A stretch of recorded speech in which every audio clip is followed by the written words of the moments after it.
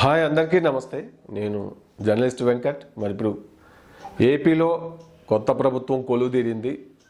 అయితే పాత వాళ్ళు అనుకుంటుండొచ్చు ఇప్పుడేముందలే ముందుంది ముసళ్ళ పండగ అని. కరెక్టే, ఎందుకంటే మరి గత ప్రభుత్వపు పాలనలో అభివృద్ధిని పూర్తిగా వదిలేసి కేవలం సంక్షేమం మాత్రమే కొంతవరకు పట్టించుకుని మిగిలిందంతా కూడా వాళ్ళు ఇష్టారాజ్యంగా చేసినటువంటి పరిస్థితిని మనం చూడొచ్చు. మొత్తం మీద ఓవరాల్గా జగన్ గారి పరిపాలనకి ఆంధ్ర ప్రజలు 2024 వచ్చినటువంటి తీర్పు ఏంటనేది ప్రపంచం అంతా చూసింది.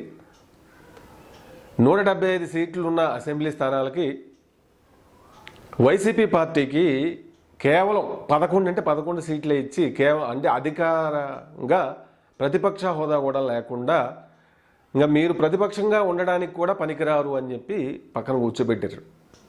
సో అయితే ప్రజలు ఇచ్చిన మ్యాండేట్ని ఇప్పుడు కూటమి ఎలా అర్థం చేసుకుంటుంది అనేది కూడా పెద్ద ఛాలెంజ్. కూటమిలో సీనియర్ మోస్ట్ లీడరు, జాతీయ స్థాయిలో పేరున్నటువంటి చంద్రబాబు నాయుడు గారు ఇప్పుడు 4వసారి ముఖ్యమంత్రిగా ప్రమాణ స్వీకారం చేయడంతో ఓవరాల్గా ఆ వేడుకంతా కూడా ఒక సంతోషదాయకంగా ఒక పండగలాగే జరిగిందని అనిపించింది నాకు కూడా. అయితే ఇప్పుడు ప్రజలంతా కూడా మరి గత కాలపు ప్రభుత్వపు విధానాలు ఏవి కూడా వాళ్ళు చూడదలుచుకోవట్లేదనేది నాకు అనిపిస్తూ ఉంది. 2019 అప్పుడు కొత్తగా వస్తున్న జగన్ గారికి కూడా ప్రజలు అదే చెప్పారు. ఆ పాలనతో విసిగిపోయినావు, నువ్వేదన్నా మార్పు చూపిస్తావని చెప్పి ఆయనకు అంత మ్యాండేట్ ఇచ్చారు. ఏది 175 సీట్లకి 151 సీట్లు గెలిపించి ఇచ్చారు. దాన్ని ఆయన ఇదంతా నా ఇదే అని చెప్పి ఆయన అట్లా అర్థం చేసుకొని ఇంకా రాజకీయాల కంటే ప్రతిపక్షాలను దెబ్బతీయటం, వ్యక్తిగతంగా దూషణలు చేయటం, మరి రాష్ట్ర సంపదని పెంచడం కంటే ఆయన వ్యక్తిగత సంపద పెంచుకోవడం మీదనే ఆయన దృష్టి పెట్టారు. అన్నిటికంటే పోలీసు వ్యవస్థను అడ్డం పెట్టుకొని భయభ్రాంతులకి సామాన్య ప్రజల్ని గురి చేయటం, ఒక రకంగా ఒక నెగిటివ్ పొలిటికల్ సైకాలజీని ప్రజల్లో కూడా ఆయన స్ప్రెడ్ చేసినటువంటి పరిస్థితి ఉందనేది మనకి సర్వత్రా కనిపిస్తున్నటువంటి ఒక విమర్శ. సో దాంతో కొంతమంది ఏకీభవించకపోవచ్చు, కానీ మెజారిటీ ప్రజలైతే అదే భావనలో ఉన్నారనేది నా అభిప్రాయం కూడా. సో ఇప్పుడు వైసీపీకి సంబంధించినంత వరకు జగన్ రెడ్డి గారు ఆయన టీం మొత్తం ఒక 11 మందే ఉన్నారు. ఏంటి మరి ఇప్పుడు బ్రహ్మాండంగా కూటమికి మెజారిటీ ఇచ్చారు. 164 సీట్లు, 175 సీట్లకు గాను 164 సీట్లు, అంటే గతంలో వైసీపీ కంటే కూడా అదనంగా 13 సీట్లు ఇచ్చారు. మరి దీన్ని ఎట్లా కూటమి అర్థం చేసుకుంటుంది అనేది ఇప్పుడు ఒక పెద్ద ఛాలెంజ్. ఎందుకంటే పవన్ కళ్యాణ్ గారు పదే చెప్తా ఉన్నారు, ఆయన ఉప ముఖ్యమంత్రిగా ఇప్పుడు ఇది ప్రమాణ స్వీకారం, మంత్రిగా అంటే ఉప ముఖ్యమంత్రి ఆయన ఆసక్తిగా ఉన్నారు కాబట్టి ప్రజలు కూడా అటు కూటమి పైన ఎంతో బాధ్యత పెట్టారు.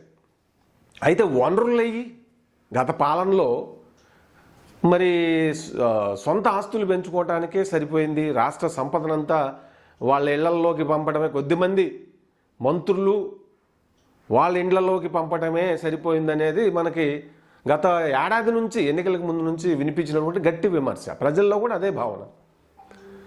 ఇప్పుడు ఏ డిపార్ట్మెంట్ని చూసినా కూడా, ఇప్పుడు రుషికొండ చూసాం మనం, దాన్ని కొండనే దవేశారు.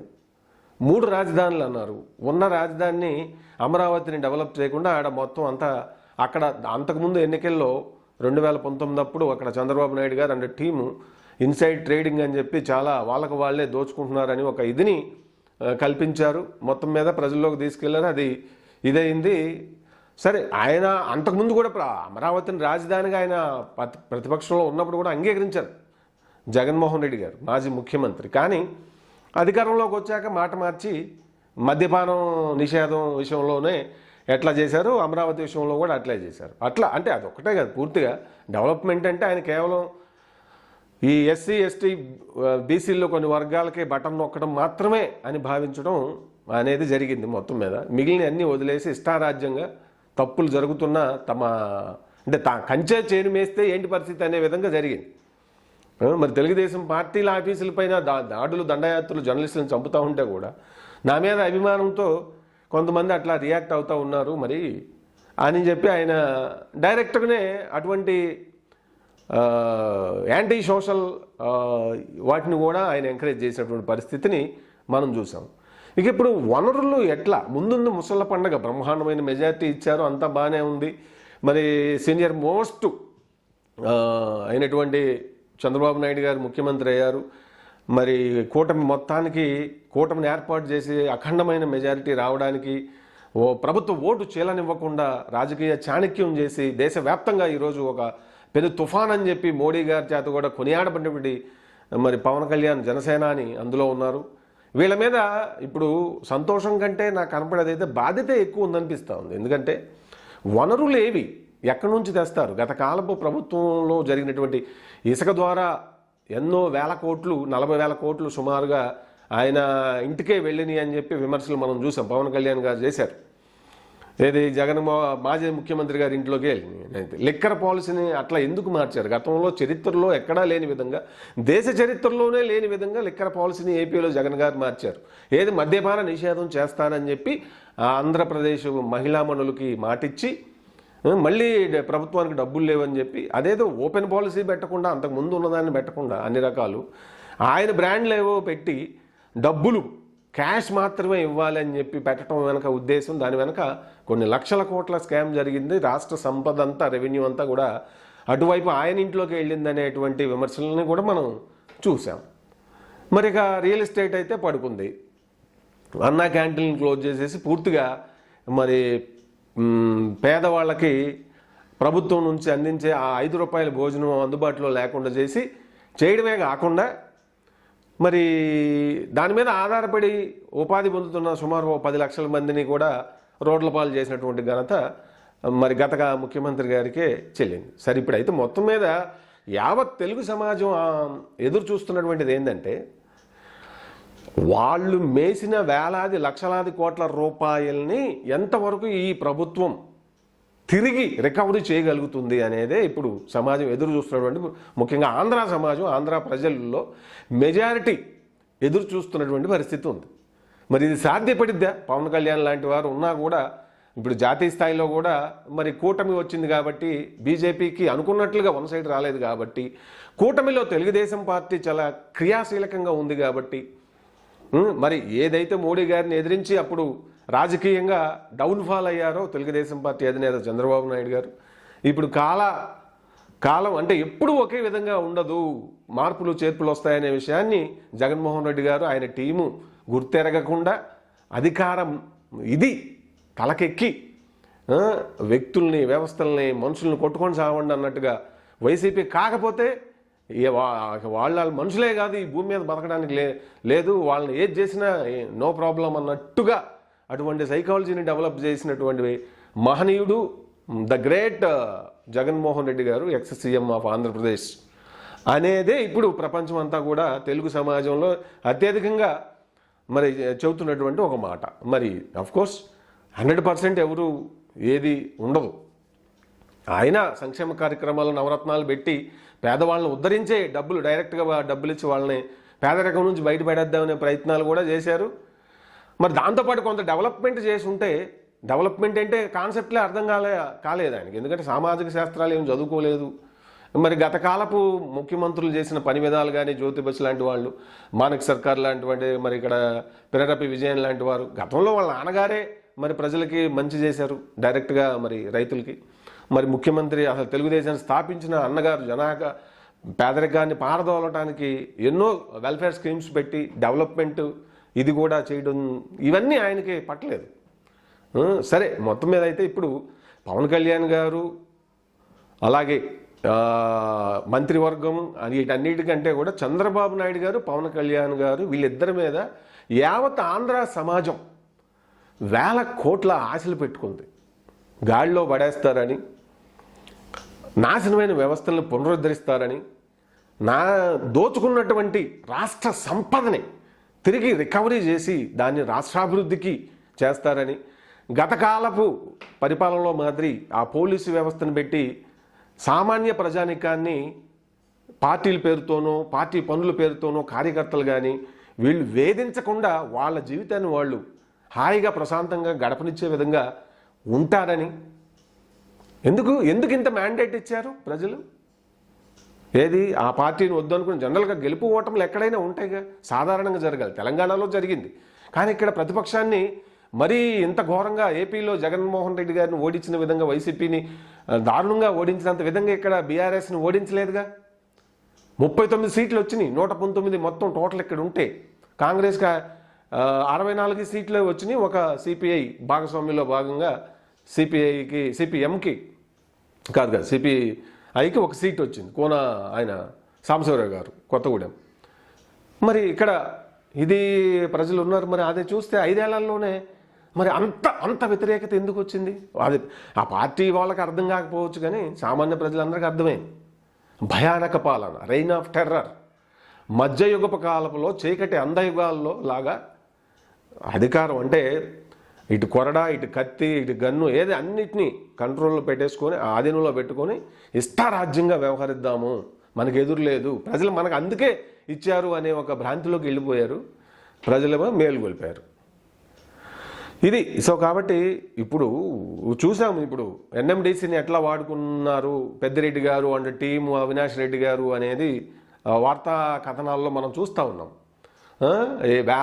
వందల మంది, వేల మందిని వాళ్ళ ఇష్టారాజ్యం పెట్టి 70,000, 80,000 శాలరీలు అప్పనంగా ఇచ్చినటువంటి కథనాలు పత్రికల్లో మనం చూస్తూ ఉన్నాం. ఈ విధంగా అన్ని వ్యవస్థల్ని భ్రష్టు పట్టించినటువంటి పరిస్థితి. అందరి సంపదనే, రాష్ట్ర సంపదనే, ప్రజల సంపదనే కొద్దిమంది దోచుకున్నటువంటి పరిస్థితి క్లియర్గా కనబడతా ఉంది గతకాలపు ప్రభుత్వ పాలనలో. కాబట్టి ఖచ్చితంగా దాన్ని రికవరీ చేయాలి అనేది పబ్లిక్ నుంచి వాళ్ళు బలంగా కోరుకుంటా ఉన్నారు. అది అలాగే మరి అన్ఎంప్లాయ్మెంట్ అలాగే మ్యాండేట్ ఇచ్చారు కదా తెలుగుదేశం కూటమి తరపున, ఉద్యోగాలు ఇస్తామని చెప్పి, అలాగే పెన్షన్లు పెంచుతామని చెప్పి, ఇట్లా చాలా మ్యాండేట్ ఇచ్చారు. ఆ మ్యాండేట్ పైన కూడా ప్రజలు హోప్స్ పెట్టుకున్నారు. సో 2019లో పార్టీని ఎట్లా తిరస్కరించారనేది చంద్రబాబు నాయుడు గారు చూశారు. 2024లో జగన్మోహన్ రెడ్డి గారిని, వైసీపీ పార్టీని ఎందుకు డిపాజిట్లు కూడా రాకుండా గల్లంతు చేసి చంద్రబాబు నాయుడు గారు, పవన్ కళ్యాణ్, బీజేపీ గారి ఆ కూటమికి బ్రహ్మరథం ఎందుకు కట్టారనేది కూడా ఆయన చూశారు.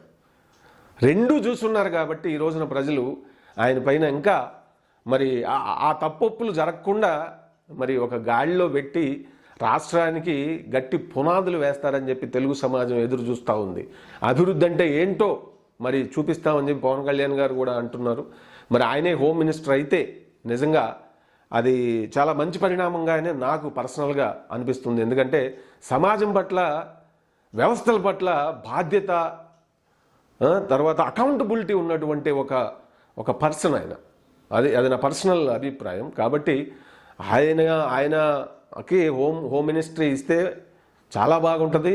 గత కాలంలో జరిగినటువంటి అవకతవకలు, ప్రభుత్వ సంపద దోపిడీ, రాష్ట్ర సంపద దోపిడీని రికవరీ చేయడానికి ఆయన అయితేనే కరెక్ట్ అని నాకు అనిపిస్తూ ఉంది.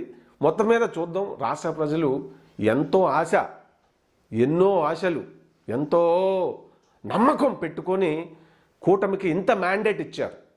ఇది వాళ్ళ గొప్పతనంగా ఫీల్ అవటం కంటే కూడా ప్రజలు ఇచ్చిన బరువుగా, బాధ్యతగా దీన్ని భావిస్తారని చెప్పి నేను అనుకుంటున్నా. మొత్తం మీద కొత్త ప్రభుత్వానికి ప్రజలందరి తరపున శుభాకాంక్షలు. అలాగే తెలుగు టీవీ తరపున కూడా శుభాకాంక్షలు. మంచి జరగాలి, పాలన మంచి జరిగితే విపరీతమైన ప్రచారం, విసిగి వేసారిలాగా గడప గడపగా అని చెప్పి ప్రజలు తోచేస్తున్నా వెళ్లాల్సిన దౌర్భాగ్య పరిస్థితి ఉండదు. డెవలప్మెంట్ కనపడదా? ప్రభుత్వం ఈరోజు మాధ్యమాలు ఏమైనా తక్కువగా ఉన్నాయా?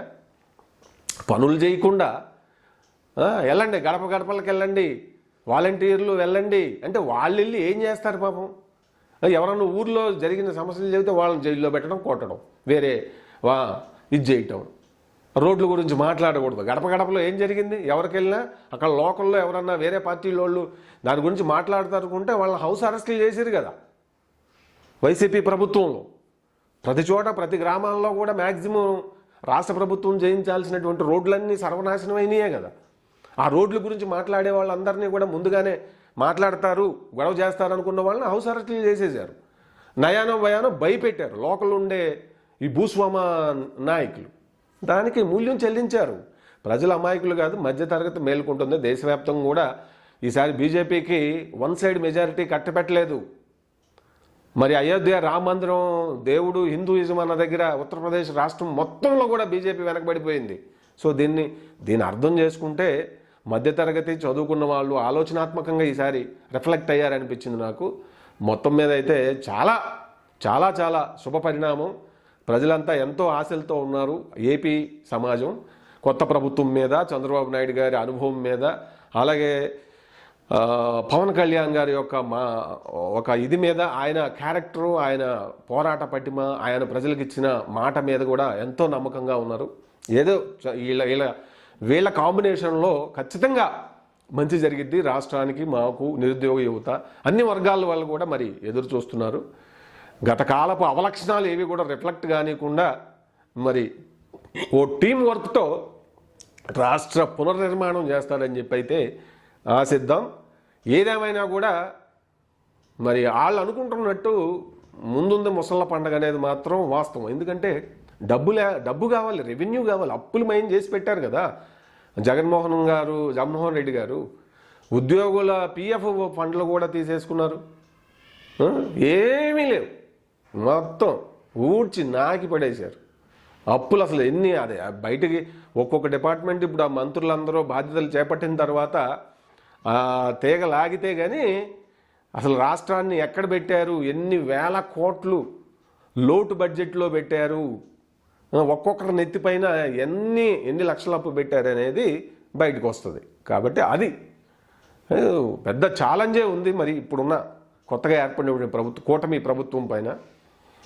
అయినప్పటికి కూడా కేంద్రం స్థాయిలో క్రియాశీలకం పోషించేటువంటి పాత్ర వచ్చింది కాబట్టి మరి కొంత సానుకూలమైన పరిణామమే. ప్రత్యేక హోదా అడగడానికి కానీ, స్పెషల్ ప్యాకేజీలు అంటే ఫండ్స్ రాష్ట్ర అభివృద్ధి కోసం అడగడం కోసం కానీ అవకాశం ఉంది. కాబట్టి ఆయన జాతీయ స్థాయిలో, అంతర్జాతీయ స్థాయిలో మరి ఉన్నటువంటి ఒక పేరున్న నాయకుడు కాబట్టి అవన్నీ ఉపయోగించి ఆ అనుభవాన్ని రంగరించి ఆంధ్రులకి మరి సగర్వంగా ఉండేటువంటి ఒక అమరావతి నిర్మాణం కూడా జరగాలని, అంతకాలం పోరాడి మరి వాళ్ళు పట్టు వదలని విక్రమార్కుల్లాగా ప్రపంచానికి ఒక కొత్త పాఠాన్ని నేర్పినటువంటి అమరావతిలో ఉన్న అందరూ ఇది కోసం పోరాడిన ప్రతి ఒక్కరికి కూడా మరి మనం ఆ స్ఫూర్తిని వాళ్ళని అభినందించకుండా ఉండలేము. చాలా గ్రేట్ వాళ్ళంతా కూడా.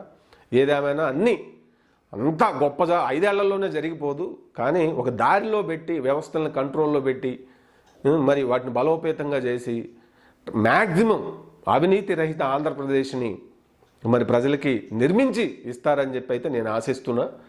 చూద్దాం ఏం జరుగుతుంది అనేది.